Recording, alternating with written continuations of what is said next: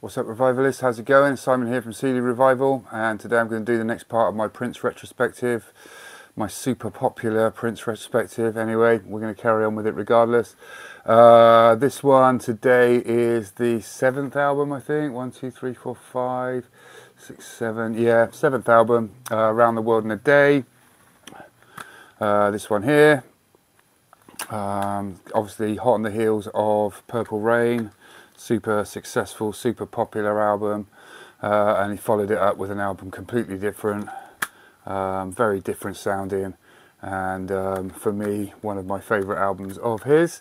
Was released on the 22nd of April in 1985, released in the US and the UK at the same time, reached number 1 in America, only reached number 5 in the UK.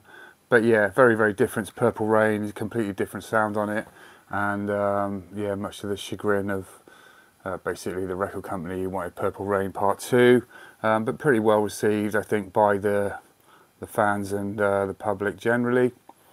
But yeah, so let's start off. First track, title track, written by Prince and David Coleman, Lisa's brother, who had some studio time given to him by Prince and came out with the track, and Prince liked it and basically rearranged it. He also added John L. Nelson, his father's, writing credit to the song as well, even though I don't think he did really much for it. Full band on this one. It's a very trippy sort of sounding track, with a bit of a funky end on it. But yeah, really, really cool, completely different to anything that he'd done before. Really enjoyable tune. Then we had Paisley Park, which was the first single in the UK, so the first track that I'd heard from it. Once again, this has got sort of a bit of a Beatlesy, sort of rocky sound to it. Wendy, Lisa and Susanna doing backing vocals. Only reached number 18 in the UK, so you can see that it was like, yeah, a little bit of a shock. I remember the first time I heard the album, it was, yeah, surprisingly, yeah, I was very surprised by the album. Obviously, Purple Rain was the first album that I'd heard of his, so this one took me by surprise a bit. But Paisley Park, yeah, good song, was a good single, was a good extended version of it as well. Then we go to Condition of the Heart, which is track 3, all Prince basically on this one. So he does the piano, there's synths on it. And it's got like kettle drums as well, which he does his heartbeat at the end. Starts off with just a piano piece and then goes into this sort of quite gentle ballad. One of his best songs, I think, one of my favourite songs of his. I think it's absolutely superb, very clever, fantastic vocals, really atmospheric. Definitely in my top 10 Prince tracks of all time. Just a wonderful track, really. Raspberry Beret is track 4, which is yeah, well, probably the biggest single on here, which is mainly Prince on the instruments, Wendy, Lisa and Susanna on backing vocals once again. Reached number 2 in the US, only number 25 in the UK, but certainly the most poppy song on here. Still gets heavy rotation on radio today, and just a really good, yeah, just a really cool track, really. So very, very commercial, very poppy, and easily the most accessible track on the album. And then track number 5 is Tambourine, which is he wrote on his own, did it all on his own, all the instruments done on his own. Recorded on the Christmas Eve, I think, of 1984, which is when the album started pretty much finished, like recording. So one of the last tracks on there, but yeah, pretty funky, just sort of up-tempo, yeah, just a solo track really, just shows you how good he is on all instruments. Then we go to track 6, which is America. It's the full band once again. They was recorded in the, they just recorded it live pretty much. Original version was about 21 minutes, I think 21 minutes 46 seconds long, until it ran out of tape. Would have been longer according to the engineer Susan Rogers. The full length version is available on the maxi single, which came out in America. Only reached number 46 in the American charts, but a good sort of up-tempo, sort of rocky.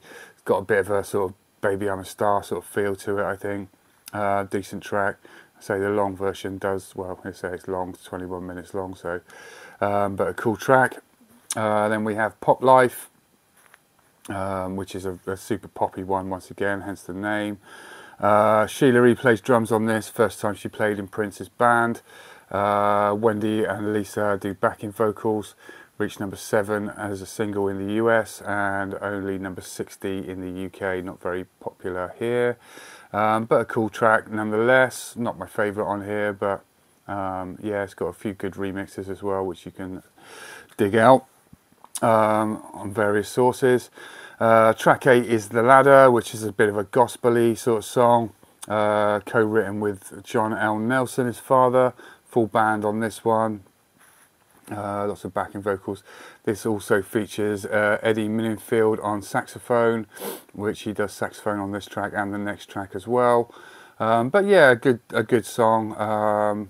Yeah, just a good, catchy, to say, very gospel-y, quite spiritual track, but enjoyable nonetheless. And then the last track is Temptation, which is a sort of a really cool funky number, so plenty of saxophone with Eddie Minnifield on there. Was in Sheila E's band, and just an excellent track to finish off with. Some really cool guitar work from Prince on there as well, and ends up with the infamous Conversation with God as well. I think it's a really good ending. I did read a review of this recently which said, oh, the last 2 tracks are rubbish and could have been left off. They're talking bollocks. Temptation is a fantastic track, once again, one of the best tracks on the album, and you know, a real highlight of the album, I think. It's on the Paisley Park record label, which I think was the first one, obviously, with the Paisley Park logo on it.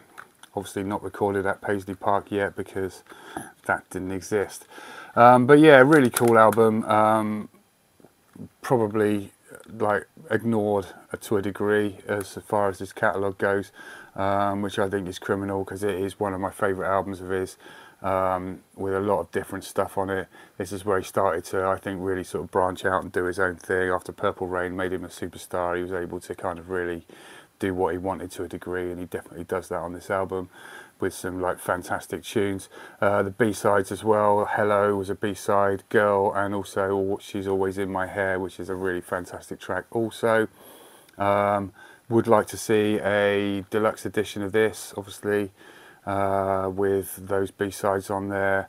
There's a few unreleased tracks probably from around this time, and also like the extended remix versions. He didn't do a tour around this time because he did say that he wasn't going to be touring ever again because he was going to go and search for The Ladder. Obviously he did start to tour after the next album. But yeah, a really cool album. I definitely advise you, if you've not heard this one, to go and check it out. It does take a few listens to get into because it is quite different. But yeah, highly recommended. Around the World in a Day from 1985. And that is that one. I hope you're enjoying my Prince retrospectives. Thanks very much if you are watching, and be interested to hear your comments, what you think about this album. You take it steady. I'll catch you on the next one. Cheers.